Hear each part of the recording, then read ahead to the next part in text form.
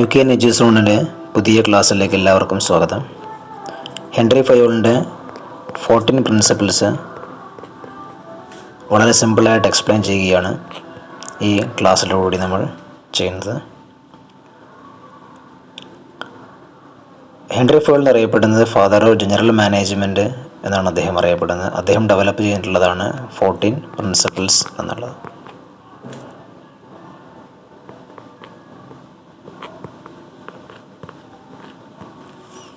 അദ്ദേഹത്തിൻ്റെ ഓരോരോ പ്രിൻസിപ്പിൾസായിട്ട് നമുക്ക് ചർച്ച ചെയ്യാം.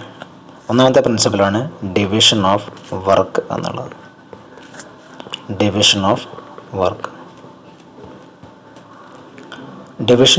എന്നുള്ള പ്രിൻസിപ്പിൾ അതിൻ്റെ പേരിൽ തന്നെയുണ്ട്. ഒരു ഓർഗനൈസേഷനകത്തുള്ള വർക്ക് പല ചെറിയ ടാസ്ക്കായിട്ട് ഡിവൈഡ് ചെയ്യുക.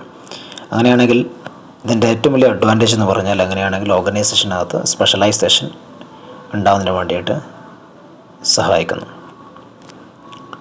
രണ്ടാമത്തെ പ്രിൻസിപ്പിളാണ് അതോറിറ്റി ആൻഡ് റെസ്പോൺസിബിലിറ്റി എന്നുള്ളത്. Authority and responsibility. അതോറിറ്റി എന്ന് പറഞ്ഞാൽ വളരെ സിമ്പിളായിട്ടെന്ന് പറഞ്ഞാൽ റൈറ്റ് ടു ഗീവ് ഓർഡേഴ്സ്. കീഴ് ജീവനക്കാർക്ക് ഓർഡർ കൊടുക്കാനുള്ള റൈറ്റാണ് അതോറിറ്റി എന്ന് പറഞ്ഞാൽ.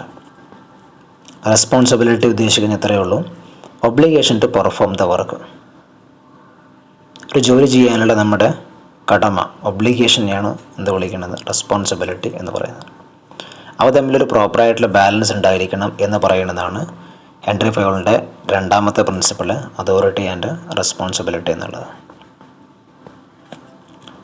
ഇനി മൂന്നാമത്തെ principle discipline.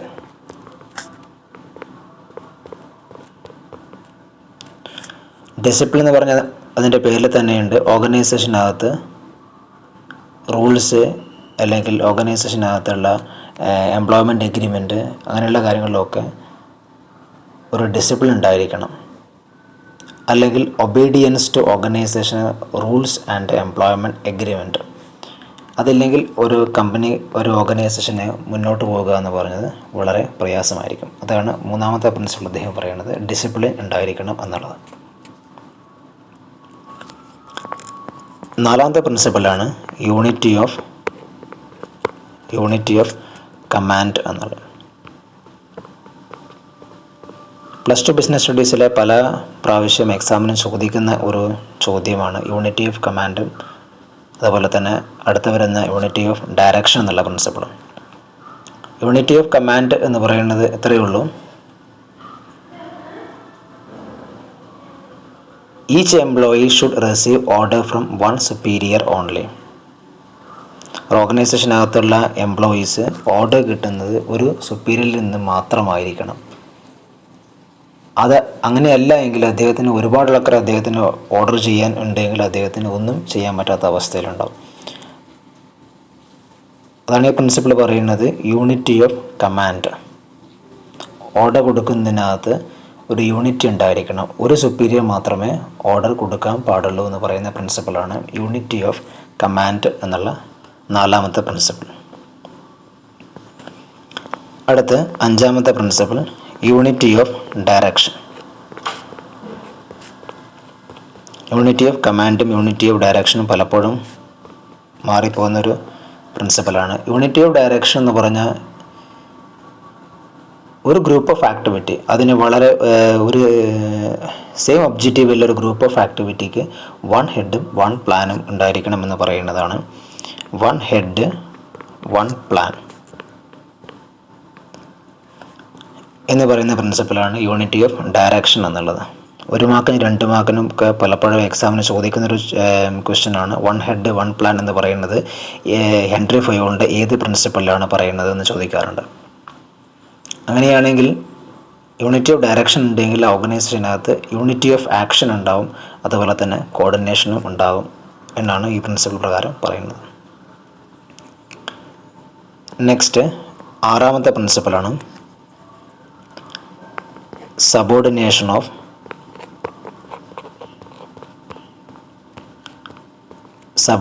Of individual interest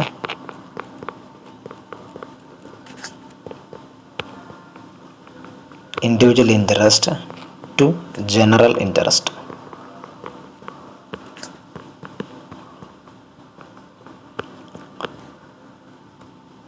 subordination of individual interest to general interest എന്ന് പറയുന്നത് ഒരു ഓർഗനൈസേഷൻ്റെ ഇൻട്രസ്റ്റിന് പ്രയോറിറ്റി കൂടുതൽ കൊടുക്കണം. ഇതിനേക്കാൾ ഇൻഡിവിജ്വൽ എംപ്ലോയീൻ്റെ ഇൻട്രസ്റ്റിനേക്കാൾ ഇമ്പോർട്ടൻസ് ഓർഗനൈസേഷൻ്റെ ഇൻട്രസ്റ്റിന് പ്രാധാന്യം കൊടുക്കണം എന്ന് പറയുന്നതാണ് subordination of individual interest to group interest അല്ലെങ്കിൽ ജനറൽ ഇൻട്രസ്റ്റ് എന്ന് പറയുന്നത്.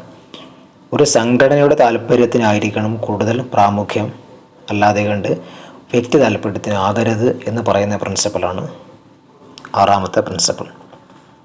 നെക്സ്റ്റ് 7ാമത്തെ പ്രിൻസിപ്പിൾ റെമ്യൂണറേഷൻ.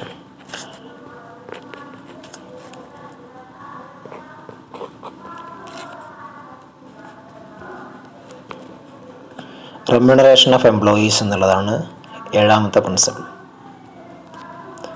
ഒരു സംഘടനയ്ക്കകത്തുള്ള തൊഴിലാളികൾക്ക് റെമ്യൂണറേഷൻ കൊടുക്കുമ്പം അത് ജസ്റ്റ് ഇക്വിറ്റബിൾ ഫെയർ ആയിരിക്കണമെന്ന് പറയുന്നതാണ്. അത് നീതിയുക്തമായിട്ടുള്ള റെമ്യൂണറേഷൻ തന്നെയായിരിക്കണം, അല്ലെങ്കിൽ ശമ്പളം തന്നെയായിരിക്കണം കൊടുക്കണം എന്ന് പറയുന്നതാണ് റെമ്യൂണറേഷൻ ഓഫ് എംപ്ലോയീസ് എന്ന് പറയുന്ന 7ാമത്തെ പ്രിൻസിപ്പിൾ. നെക്സ്റ്റ് 8ാമത്തെ പ്രിൻസിപ്പിൾ സെൻട്രലൈസേഷൻ ആൻഡ് ഡീസെൻട്രലൈസേഷൻ.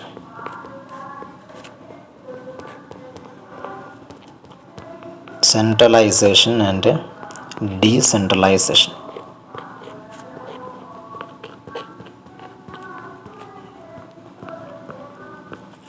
വളരെ സിമ്പിളായിട്ട് നമുക്ക് സെൻട്രലൈസേഷൻ ഡീസെൻട്രലൈസേഷൻ മനസ്സിലാക്കാം. ഇത്രയേ ഉള്ളൂ. സെൻട്രലൈസേഷൻ എന്ന് പറഞ്ഞാൽ concentration of authority to the top management.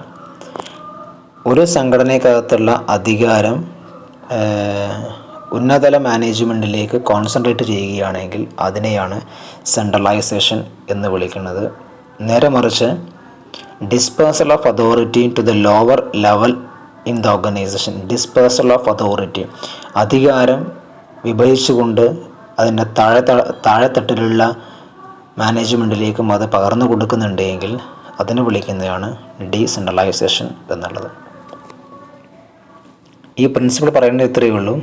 ഈ സെൻട്രലൈസേഷനും ഡീസെൻട്രലൈസേഷനും തമ്മിൽ ഒരു ബാലൻസ് ഉണ്ടായിരിക്കണം എന്ന് പറയുന്നതാണ് 8ാമത്തെ ഹെൻറി ഫയോളിൻ്റെ സെൻട്രലൈസേഷൻ ആൻഡ് ഡീസെൻട്രലൈസേഷൻ എന്ന് പറയുന്ന principle. Next scalar chain.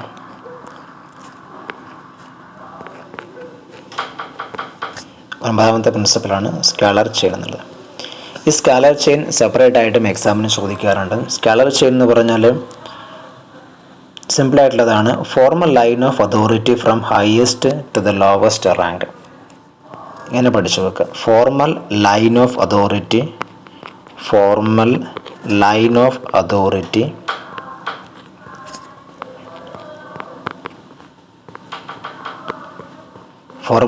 Authority from highest to lowest rank. അധികാരത്തിൻ്റെ ഒരു ലൈൻ ഓഫ് അതോറിറ്റി, അധികാരത്തിനെ നമ്മൾ കാണിക്കുന്ന ഒരു ചെയിൻ പോലെ കാണിക്കുന്നതിനെയാണ് സ്കാലർ ചെയിൻ എന്ന് വിളിക്കുന്നത്.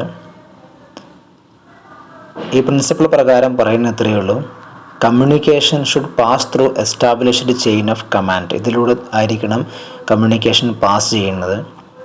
അങ്ങനെയാണെങ്കിൽ അത് യൂണിറ്റി ഓഫ് കമാൻഡും വളരെ ഇഫക്റ്റീവായിട്ട് കമ്മ്യൂണിക്കേറ്റ് ചെയ്യാൻ വേണ്ടിയിട്ടും സാധിക്കും എന്ന് പറയുന്നതാണ് സ്കാലർ ചെയിൻ എന്നുള്ളത്. അതിനൊരു ഡയഗ്രാം അതിനകത്ത് പലപ്പോഴും വരക്കാനൊക്കെ ചോദിക്കാറുണ്ട്. ഇതാണ് സ്കാലർ ചെയിൻ്റെ ഡയഗ്രാം എന്നുള്ളത്.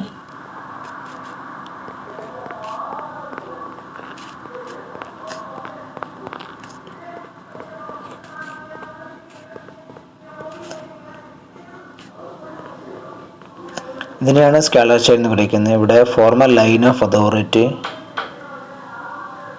From the highest to the lowest rank, ഇതിനെ വിളിക്കുന്നതാണ് സ്കാലർ ചെയിൻ എന്നുള്ളത്. ഇനി ഇതിൻ്റെ ഒപ്പം തന്നെ വേറൊരു ടേം കൂടി ഇതിനോട് അസോസിയേറ്റ് ചെയ്തിട്ട് പറയാറുണ്ട്, ഗാങ് പ്ലാങ്ക് എന്നുള്ളത്. എന്താണ് ഗാങ് പ്ലാങ്ക് എന്ന് നോക്കാം. ഗാങ് പ്ലാങ്ക് എന്ന് എത്രയേ ഉള്ളൂ, സെയിം റാങ്കിലുള്ള ആൾക്കാർ തമ്മിൽ കമ്മ്യൂണിക്കേറ്റ് ചെയ്യുന്നു. പ്രത്യേകിച്ചും വളരെ അടിയന്തരമായ സാഹചര്യങ്ങളിൽ സെയിം റാങ്കിലുള്ള ആൾക്കാർ തമ്മിൽ കമ്മ്യൂണിക്കേറ്റ് ചെയ്യുന്നു. അങ്ങനെ കമ്മ്യൂണിക്കേറ്റ് ചെയ്യുമ്പോൾ തന്നെ അതിൻ്റെ ഒരു ഗുണം എന്ന് പറഞ്ഞാൽ വളരെ സമയ ലാഭം കിട്ടാൻ വേണ്ടിയിട്ടും വളരെ പെട്ടെന്ന് കമ്മ്യൂണിക്കേറ്റ് ചെയ്യാൻ വേണ്ടിയിട്ടും സാധിക്കുന്നു എന്നുള്ളതാണ് ഗാങ് പ്ലാങ് എന്ന് പറയുന്നത്. ദ ഗാങ് പ്ലാങ് എന്ന കോൺസെപ്റ്റ് പറയുന്നത് ഇത്രയേ ഉള്ളൂ. The same rank can communicate with each other, especially in case of emergency situations.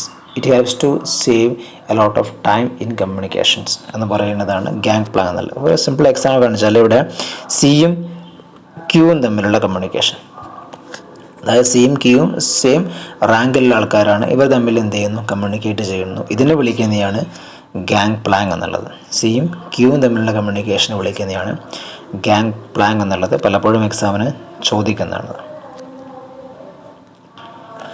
Next 10ാമത്തെ പ്രിൻസിപ്പിൾ ഓർഡർ. ഓർഡർ എന്ന് പറഞ്ഞാൽ എല്ലാത്തിനും ഒരു യഥാസ്ഥാനം ഉണ്ടായിരിക്കണം. People and material must be in a suitable place in appropriate time for maximum efficiency. പീപ്പിളും മെറ്റീരിയലിനും എന്തുണ്ടായിരിക്കണം, ഒരു ഓർഡർ ഉണ്ടായിരിക്കണം എന്ന് പറയുന്ന പ്രിൻസിപ്പിളാണ് ഹെൻറി ഫയോളിൻ്റെ ഓർഡർ എന്ന പ്രിൻസിപ്പിളിനകത്ത് പറയുന്നത്. നെക്സ്റ്റ് 11ാമത്തെ പ്രിൻസിപ്പിളാണ് ഇക്വിറ്റി. ഇക്വിറ്റി എന്ന പ്രിൻസിപ്പിൾ പറയുന്നത് ഇത്രയേ ഉള്ളൂ. Managers to be kind and just to workers. അതായത് മാനേജർ അവരുടെ കീഴിലുള്ള തൊഴിലാളികളോട്, ജോലിക്കാരോട് നീതിയുക്തമായിട്ട് പെരുമാറുകയും കാര്യങ്ങൾ ചെയ്യുകയും വേണം എന്ന് പറയുന്നത്രേ ഉള്ളൂ. അതായത് സുപ്പീരിയർക്ക് എന്തുണ്ടാവാൻ പാടില്ല, ഒരു പാർഷ്യാലിറ്റി ഉണ്ടാവാൻ പാടില്ല എന്ന് പറയുന്ന പ്രിൻസിപ്പിളാണ് ഇക്വിറ്റി എന്ന് പറഞ്ഞ 11ാമത്തെ ഹെൻറി ഫയോളിൻ്റെ പ്രിൻസിപ്പിൾ. നെക്സ്റ്റ്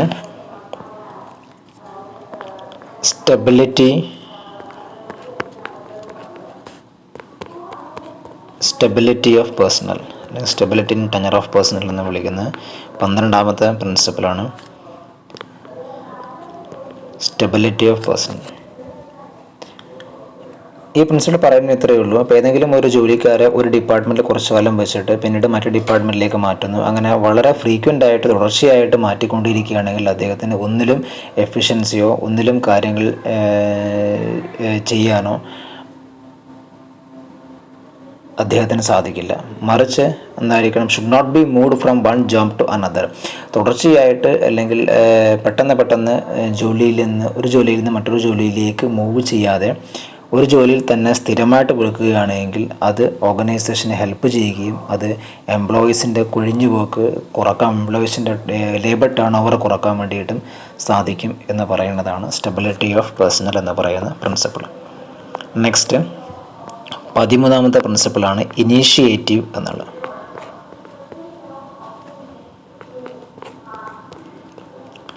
ഇനീഷ്യേറ്റീവ് എന്ന് പറയുന്നത് ഇത്രയേ ഉള്ളൂ. Workers should be encouraged to develop and carry out their plans for improvement.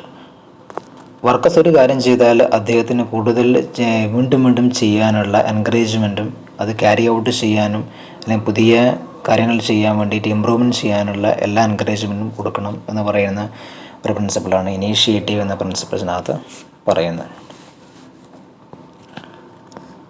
Next principle, last പ്രിൻസിപ്പിളാണ് എസ്പിരിറ്റ്